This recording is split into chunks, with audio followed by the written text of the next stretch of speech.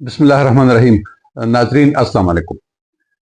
काफ़ी दिनों बाद एक सियासी इशू पे या जो पाकिस्तान में करप्शन के जो वाक़यात होते हैं, खुसूसन आजकल 190 मिलियन पाउंड करप्शन केस का बहुत चर्चा है। थोड़ा सा इस पे ज़रा रोशनी डालते हैं कि दरहकीकत ये केस है क्या, क्योंकि दोनों फरीकैन उसको अपने अपने सियासी मकासद के लिए इस्तेमाल करते हैं। एक तरफ हुकूमत दावा करती है कि ये सीधा साधा करप्शन का केस है और इमरान खान और उसकी हुकूमत ने उस वक्त 190 मिलियन पाउंड्स की करप्शन की है और उसके बदले में अलकादर ट्रस्ट के लिए 458 कनाल की ज़मीन जो है वो खरीदी है या उससे ले ली है रिश्वत में। बहरहाल, लेकिन दूसरी जानिब पीटीआई और उसके हिमायती ये दावा करते हैं कि नहीं, ये तो बिल्कुल भी करप्शन का केस नहीं है। ये पैसे चूंकि मलिक रियाज के थे और उन्होंने उसको जमा कर दिया और अलकादर ट्रस्ट के लिए उन्होंने खैराती तौर पे इतनी ज़मीन दी है। इस पे थोड़ी सी रोशनी डालते हैं कि इसकी हकीकत क्या है। मलिक रियाज जो पाकिस्तान में एक प्रॉपर्टी टाइकून है, सब लोग उसको बहुत अच्छी तरह जानते हैं। उसकी अपने की हैसियत है, सियासी किरदार है उनका, और माशी तरक्की में भी, और खुसूसन जो डेवलपमेंट का शोबा है यानी जो तामीराती शोबा है उसमें उनका एक बहुत बड़ा रोल है। बहरिया टाउन कराची, लाहौर, रावलपिंडी, पेशावर में उन्होंने स्टार्ट करने की कोशिश की। ये उन्हीं की मरहूनी मिन्नत है। लेकिन उन्होंने, जाहिर है कि वो सिर्फ पाकिस्तान में कारोबार नहीं करता है, वो बैरून मुल्क भी उनके प्रॉपर्टी भी है, वो कारोबार भी करते हैं। तो उन्होंने बरतानिया को चंद साल पहले कुछ ऐसे पैसे भेजे मनी लॉन्ड्रिंग के जरिए या गैर कानूनी तरीके से, जो नेशनल क्राइम एजेंसी है बरतानिया की, उनको वो मशकूक लगे कि शायद वो ये पैसे जो है वो सही तरीके से नहीं कमाए गए हैं। उन्होंने जब तहकीकात शुरू की तो उन्हें पता चला, उन्होंने मलिक रियाज के साथ या उनके इदारे के साथ रब्ता किया कि इसका सबूत पेश कीजिए कि ये 190 मिलियन पाउंड पैसे जो आपने मुख्तलिफ ट्रांजेक्शन के जरिए यहाँ पर भेजे हैं यहाँ बरतानिया के बैंकों में, ये कहाँ से आए हैं। मलिक रियाज अपनी तमाम तर कोशिश के बावजूद वो सबूत फराहम करने में नाकाम रहा और नेशनल क्राइम एजेंसी बरतानिया ने वहाँ की अदालतों के जरिए उनके वो असासे मुंजमद कर दिए थे कि जब तक आप इसकी वजाहत पेश न कर दे, सबूत न लाए, तो ये पैसे आप निकाल नहीं सकते हैं। अक़वाम मुत्तहिदा का कानून ये है कि जो पैसों की मनी लॉन्ड्रिंग होगी, अगर वो साबित हो जाए कि वो कानूनी नहीं है, तो वो उसी मुल्क को वापस भेजे जाएंगे, उसी मुल्क को, उसी रियासत को दिए जाएंगे जिस मुल्क से उसकी लॉन्ड्रिंग की गई है। तो उसी कानून के तहत बरतानिया ने फैसला किया कि ये 190 मिलियन पाउंड जो है ये पाकिस्तान को वापस किए जाए।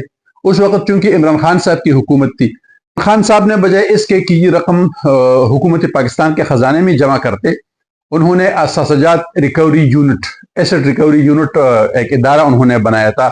शहजाद, आप लोगों को मालूम है कि वो उसके एक तरह से सरपरस्त थे। उसके जरिए मलिक रियाज के साथ एक डील की, एक मुआहिदा किया कि ये रकम जो है वो आपको दी जाएगी और आप उसको एक और केस में, यहाँ आपको ये बताता चलूँ कि मलिक रियाज के खिलाफ बहरिया टाउन कराची में गैर कानूनी कब्जा, जो सरकारी ज़मीन है उस पर कब्जे की एक केस चल रही थी और उसमें सुप्रीम कोर्ट ने उस पर जुर्माना आयद किया था कि आप 500 अरब रुपए जो है वो सुप्रीम कोर्ट में जमा करेंगे और सुप्रीम कोर्ट फिर इसे हुकूमत को देगी, यानी सरकारी खजाने में जमा करेगी।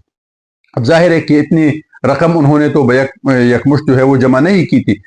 जब ये रकम पाकिस्तान लाई जा रही थी तो इसी दौरान इमरान खान ने एसेट रिकवरी यूनिट के जरिए मलिक रियाज के साथ एक मुआहिदा किया कि ये रकम हम आपको देंगे और आप इसे सुप्रीम कोर्ट के अकाउंट में जमा करें ताकि आपका वो जुर्माना भरा जा सके जो आपके जिम्मे है। यह दोबारा बताता चलूं कि वो बिल्कुल अलग केस था। बहरिया टाउन कराची में उस पर जुर्माना आयद किया गया था और ये मुकम्मल तौर पे अलग केस है। ये पाकिस्तान को बराह रास्त ये पैसे मिलने थे और मलिक रियाज को 500 अरब रुपए सुप्रीम कोर्ट को अलग जुर्माना जमा करना था। ये पैसे 190 मिलियन पाउंड जो है ये मलिक रियाज के पैसे नहीं रहे थे, ये बरतानिया पाकिस्तान को वापस कर रहा था। लेकिन बहरहाल जो डील हो गई तो उसके मुताबिक ये 190 मिलियन पाउंड इमरान खान साहब की हुकूमत ने काबीना से تاریخ میں پہلی مرتبہ ایک ایسے اس کی منظوری لی گئی چیز کی جس کو کسی بھی ممبر نے اس کو نہیں دیکھا تھا. سربمہر لفافے تھے تمام کابینہ اراکین کی کہ دستخط لیے گئے کہ اس میں ایک کنفیڈنشل لیٹر ہے اور آپ لوگ اس کی منظوری دے دیں. یعنی اس کو ہم آپ لوگوں کو بتا تو نہیں سکتے ہیں لیکن آپ لوگوں کی منظوری ضروری ہے. یہ اب حیران کن بات ہے. پرانے زمانے میں ہم یہ تو سنتے تھے کہ ہمارے جو قبائلی علاقوں میں ملک صاحبان ہیں ان سے وہاں کی انتظامیہ جو ہے وہ خالی کاغذ پہ ان سے دستخط لیتے تھے اور بعد میں اس میں جو بھی ان کی مرضی تھی جرگہ کا فیصلہ لکھ کے کہتے تھے کہ فلانا صاحب نے ملک صاحب نے اس پہ دستخط کی ہے. لیکن یہ پہلی مرتبہ ہم دیکھ رہے ہیں اور سن رہے ہیں کہ پوری ریاستی کابینہ سے حکومتی کابینہ سے ایک ایسے لفافے پہ دستخط لیے گئے جو انہوں نے دیکھا ہی نہیں تھا کہ ہم کس چیز پہ دستخط کر رہے ہیں. تو یہ دستخط اس طرح کیے گئے کہ یہ پیسے جو ہے ملک ریاض کو دیے جائیں گے اور ملک ریاض یہ پیسے سپریم کورٹ کے اکاؤنٹ میں جمع کریں گے تاکہ وہ اپنا جرمانہ بھر سکے. یہ پروسیس ہوا. اس کے بعد ملک ریاض نے اسی وقت جو ہے 458 کنال کی ایک بنجر زمین خرید کر القادر ٹرسٹ کے نام منتقل کی. زمین پہلے جب خریدی گئی تو یہ عمران خان کے جو سب سے قریبی اور سب سے باعتماد ساتھی ہے زلفی بخاری صاحب, ان کے نام جو وہ خریدی گئی اور بعد میں اس کو القادر ٹرسٹ کو ٹرانسفر کر دیا گیا. یہ بتاتا چلو کہ القادر ٹرسٹ کو ایک اس طرح ظاہر کرنا کہ یہ شاید کوئی بہت بڑا خیراتی ادارہ ہے یا ویلفیئر ادارہ ہے, اس طرح نہیں ہے. اگرچہ اس پہ یونیورسٹی بننے والی ہے یا بنے گی اس پہ اور اس کے باقاعدہ ٹرسٹیز ہوتے ہیں, لیکن جب یہ تمام پروسیس مکمل ہو گیا, زمین اس کے نام منتقل ہو گئی, تو اس کے بعد عمران خان اور بشریٰ بی بی نے ان کے جو باقی ٹرسٹ ڈائریکٹر تھے ان سب کو ایک ایک کر کے ہٹا دیا. تو اب صرف عمران خان, بشریٰ بی بی, زلفی بخاری اور ایک آدھا اور اس کے ساتھ جو ان کے جو اعتماد کے بندے ہیں وہ اس کے ٹرسٹی رہ گئے ہیں. اور جس طرح شوکت خانم ایک بہت بڑا ادارہ ہے, بہت بڑا اس کا کردار بھی ہے مریضوں کے علاج کے حوالے سے, لیکن ظاہر ہے کہ اس کا نام بھی عمران خان کا ہے اور اس کا نفع و نقصان بھی عمران خان کے اس حوالے سے ہے. میں بتاتا چلوں کہ اس پہ جو الزامات لگ رہے ہیں جو فارن فنڈنگ کیسز میں کہ وہ شوکت خانم کے پیسے کو ایک دو جگہ پہ انہوں نے خود بھی اعتراف کیا ہے کہ اس کو میں نے دوسرے اکاؤنٹس میں منتقل کیا ہے, میں نے اس طرح اس پہ جوا کھیلا ہے, میں نے اس طرح اس کو فکس ڈپازٹ میں رکھے ہے وغیرہ وغیرہ. تو اسی طرح یہ ٹرسٹ بھی عمران خان ہی کا ہے, وہ جب چاہے اس کے باقی ڈائریکٹر اس کو ختم بھی کر سکتا ہے, اس کو مطلب اپنی مرضی کے مطابق اس کو استعمال بھی کر سکتے ہیں. یہ بھی بتا دوں کہ یہ جو 190 ملین پاؤنڈ ہے اور جو زمین ان سے لی گئی ہے ملک ریاض سے 458 کنال, یہ زمین جو ہے اس پیسے کی 0.9% بنتی ہے. اس کی ویلیو جو ہے, اس زمین کی ویلیو اس 190 ملین پاؤنڈ کی 1% حصے کی برابر بھی نہیں ہے, کیونکہ وہ بنجر زمین تھی لیکن انہوں نے اس سے لے لی ہے.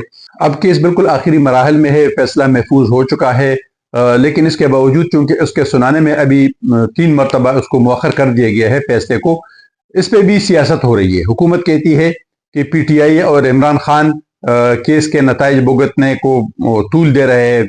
پہلے بھی انہوں نے اس میں کافی وکیل تبدیل کر دیے ہیں اور ڈیلے لیتے رہے, تاریخ پہ تاریخیں لیتے رہے ہیں, لیکن پی ٹی آئی اور عمران خان صاحب کہہ رہے ہیں کہ نہیں, حکومت اس کو ڈیل کرنے کے لیے ایک طرح سے مؤخر کر رہی ہے اور ان کی کوشش ہے حکومت کی کہ اس کیس کا فیصلہ ہونے سے پہلے کوئی ڈیل ہو جائے عمران خان کے ساتھ یا پی ٹی آئی کے ساتھ اور پھر اس کے بعد اس کا فیصلہ کیا جائے. لیکن بہرحال حقیقت یہ ہے کہ 2-3 دن میں اس کا فیصلہ سنا دیا جائے گا.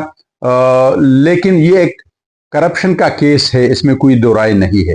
فیصلہ جو بھی آتا ہے اس پہ سزا ہوتی ہے یا نہیں ہوتے ہے یہ الگ بات ہے. اس سے پہلے بھی درجنوں ایسے کیسز یا سینکڑوں ایسے کیسز ہیں سیاستدانوں کے خلاف جو کرپشن کے کیسز ہے, واقعی اس پہ کسی کو سزا ہوئی ہے کسی کو نہیں ہوئی ہے. جن کو سزا ہوئی ہے وہ بھی بعد میں اکثر کے جو ہے سزا ہے وہ معاف کر دی گئی ہے, لیکن اس کے باوجود یہ کہنا کہ اس سرے سے کرپشن کا کیس ہی نہیں ہے یہ کہنا بھی غلط ہوگا. اور یہ کہنا کہ یہ بالکل صرف کرپشن کا کیس ہے, اس میں سیاست ملوث نہیں ہے, یہ بھی غلط ہوگا. سیاسی طور پہ اس کو بہت زیادہ جو ہے اس پہ فوکس کیا جا رہا ہے, لیکن یہ کرپشن کا کیس ہے. صرف میں نے اسی لیے یہ وضاحت کر دی تاکہ جو لوگ اس حوالے سے ابھی تک تفصیلات نہیں جانتے تھے ان کو تھوڑا سا معلوم ہو کہ 190 ملین پاؤنڈ کا کیس بنیادی طور پر ہے کیا چیز.